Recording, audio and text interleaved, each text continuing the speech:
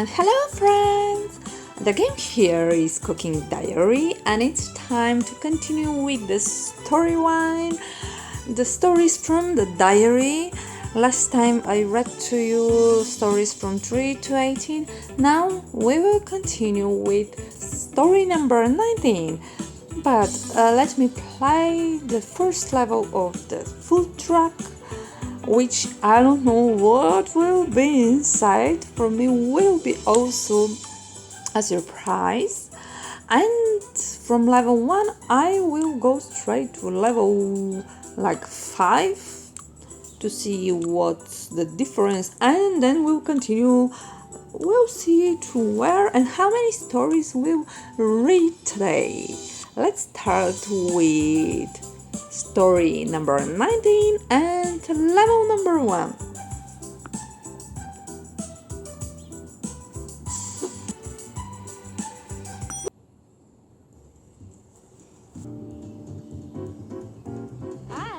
Our first order on our first day. These juicy scallops will make for an outstanding dish. Let's put the scallops in the oven and bake them well. Now take the baked scallops and add some tender zucchini. And they turn out perfect. Let's serve them to the customer. Story number 19. The secret ingredient. Talent, hard work, or ardent fanatism. According to Grandpa, Creighton was always a curious lad. He would spend hours shut up in the library trying to find a secret ingredient, a universal substance that could give any dish an exquisite taste. That's where they met.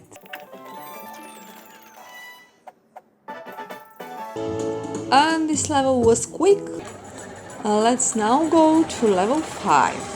And at level number 4, now we have lemons that will complement the flavors of our dishes wonderfully.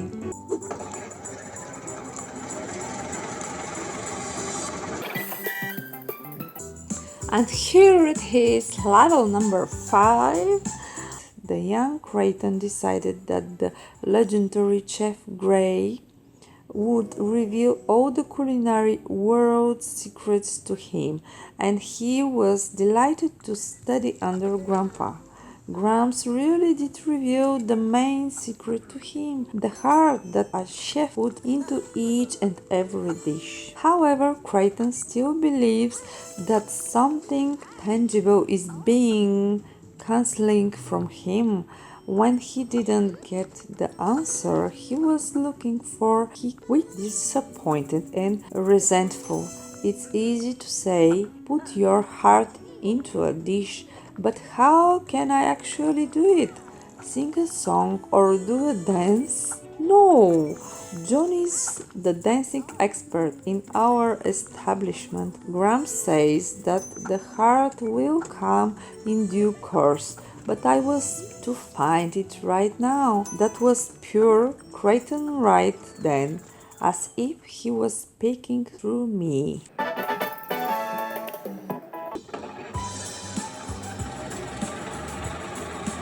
And story number 20. Just think, one party can change the way the city sees the boy who would seem to be its least popular kid in school. Martin. The recipe for his success turned out to be very simple: a huge venue, music, people, and some ill will from Creighton styles. Just goes to show that you can't have the good without the bad. Creighton invited the famous vlogger Saul Mecco and the Sheldon Snails, hoping that they would stop Martin's popularity, but he was hosted by his own petard. It feels good to see Martin so happy. After all, he snatched the attention of the girl he likes. He and Johnny talked about his romantic worries and the two became fast friends. Now they're working together to plan their campaigns to win their ladies' hearts. I hope things work out for them.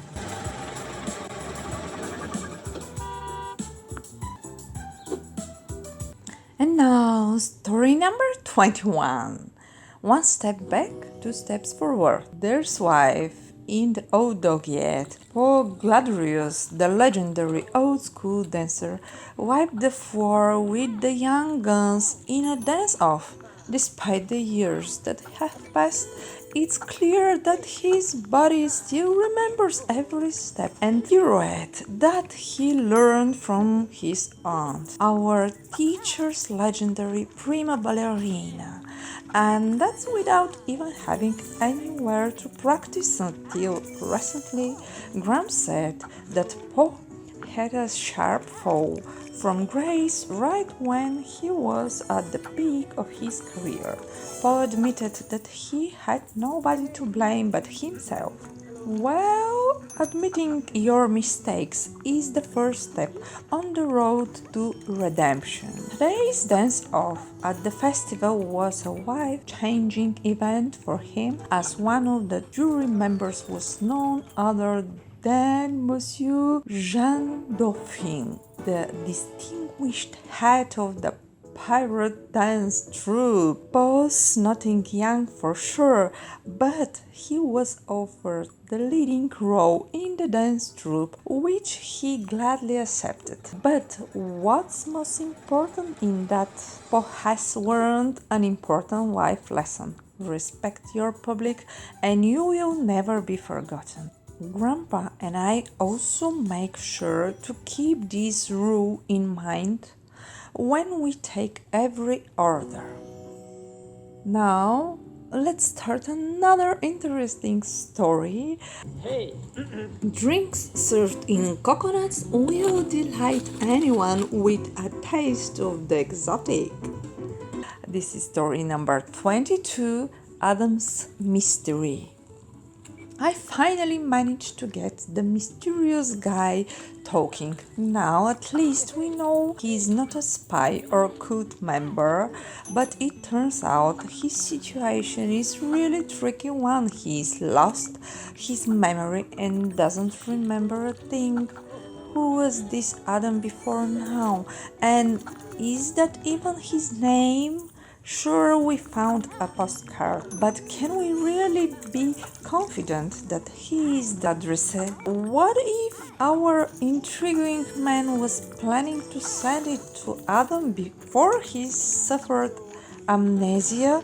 There's mystery at every level of this story. What if he turns out to be an evil sorcerer from Crooked Pines? Though if that were the case, I think Johnny would have recognized him. But surely Johnny can't know every mythical or quasi-mythical being in Crooked Pines by sight. What if the amnesia is contagious and Johnny simply doesn't remember him? Or what if Adam cast a spell of forgetfulness on him? Or is it just possible that I've been watching too many fantasy movies? In those movies, there are two ways that your memory returns, either using associations or after a healthy blow to the head. Here's hoping the first option does the job. Story number 23. Innovations. Mr. Price doesn't hang about. Like the commercially minded man he's already started looking for new ways to grow his business. He's got no intention of investing in the first project that comes along, of course, but we've managed to find a decent candidate for him. Perennially investing in ambitious, harebrained ideas isn't for me, but Mr. Price is a different case. The business partners have immediately started on a new project.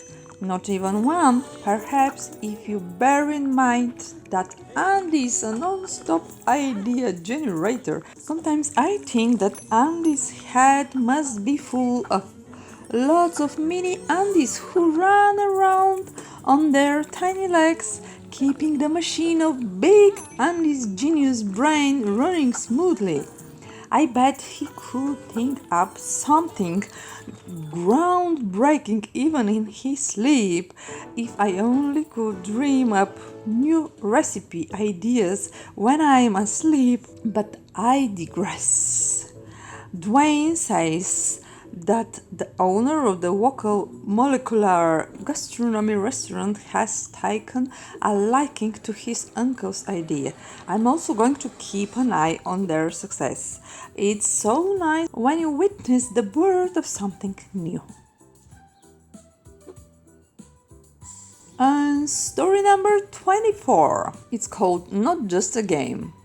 It's all kicked off in the Peppers camp recently. Marco Regis has taken charge of the team in a big way.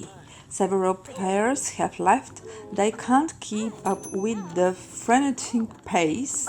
The captain suffered more than anybody. Dwayne's eagerness to play has only aggravated on an old injury which might have spelled the end of his career if not for the timely intervention of Mr. Regis, who brought in his old friend, the best sports injuries specialist in the country. The coach says that the legendary battering ram's career would have ended a lot earlier if he hadn't has access to specialists like that. Medical science is progressing in leaps and bounds. In astonishingly short time, Dwayne was sprinting around the field setting new pace records. If only medicine had advanced far enough that I could pick up an extra pair of legs to handle all our orders. On the other hand, I'd need to buy twice as many shoes, and I'm not sure 4 legs would be the most attractive look for me. Oh well, my 2 legs will have to manage on their own. Story number 25, and this is really interesting one: partnership. Samantha Jackson, young, smart, and already extremely influential in this city. Grams told me that Samantha started working as assistant to a departmental head in the mayor's office just a few years ago. It's incredible how quickly she soared up the career ladder. It will be no surprise if she becomes the mayor of Tasty Hills in the very near future. I managed to impress her with my cooking skills, but there's a hitch. Without a culinary bulletin certificate, I'm not allowed to sign up for the chef's competition. That means that I can't compete with Crichton for the title of main supplier that Grandpa once held. Never mind, I never expected it to be easy, and I'm definitely not giving up. I can get the certificate by undergoing an assessment by the editor-in-chief of Culinary Bulletin magazine. So, all I can do is wait for Monsieur Lechamp and hope that he taps into all of his flavor receptors for the assessment and not just his sight and smell. And story number 26 is called The Old Days. Great, we passed the first stage of the exam, but the most interesting part came afterward when I found out about the real backstory between Monsieur Lechamp and Grandpa. The Dura critic revealed a completely different side of himself. It turns out that his stained demeanor was down to his and Grandpa's falling out was back when they never really buried the hatchet. Wow. The two of them were once the best of friends. It's a shame they weren't able to preserve their friendship. If they had, maybe I'd be calling Monsieur Lechamp Uncle Gusty today. And Vivian and I would have been childhood playmates, but there's no point thinking about that. Might have been. The truth is that the straight-laced critic has held a grudge against Grams ever since he lost to him in a duel to win my grandmother's heart. Wow. And now story number 27. It's called Good News. We did it. We passed Monsieur Lechamp's exam. Everyone tried so hard, and I couldn't even have got close without my team. It's odd, but Monsieur Lechamp was quite well disposed towards me and even forgave some mistakes. Nothing can make him lose his cool, it seems. If only I had a portion of his sang-froid. He is always so reserved and polite, despite his past discord with Grams and Uncle Bobby. At any rate, now we are the proud owners of a culinary bulletin certificate and are ready to participate in Tasty Hills Foundation Day Championship. Of course, our first order of business was sending a challenge to Creighton with a copy of our competitor pass for the culinary contest. I don't want him to try to claim afterward that he didn't know I was participating in the competition. Rumor has it that Creighton was livid at my challenge and even promised to cook me in a style's signature sauce. After talk like that, we simply have to put up a good fight, and if the culinary gods see fit, make him eat his words. Story number 28 is called Chercher la femme, which means to look for the female. Now this is a development. You don't need to be a psychologist to see that the Lechamp family isn't the most harmonious in the world, but you know what? Life is tough, and sometimes various circumstances make us part ways with people who are very dear to us. My situation is totally different, of course, but I know the pain of separation. It was really difficult being away from Grams, but we are reunited now, which fills my heart with joy. I can distinctly remember the day my parents took me away from Tasty Hills for my dad's new job. I thought I would never be able to forgive them, but over time I came to see that they made the right decision, and to be honest, I never doubted that fate would lead me back here to Grams and this incredible city. I'm finding it a lot easier to understand Monsieur Lechamp now. I think separating from his wife made him reluctantly put on psychological armor that protection against his heart being wounded again. Oh, there I go again. I always get sentimental when I'm sad. And I think it's enough reading for today.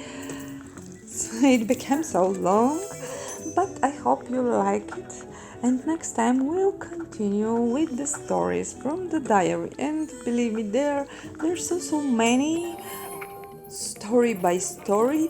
I will read them all to you. I hope you like them. And for those of you who are new to this channel, thank you for subscribing and welcome to the family of cooking gaming. And at that point I'm pissed off making mistakes, or maybe not using boosters and I have to use them. So I was just to finish the level, but anyways, they're becoming too hard and I don't enjoy them. So I think it's enough for today. And for me, for now, it's all. Thanks for watching. Bye.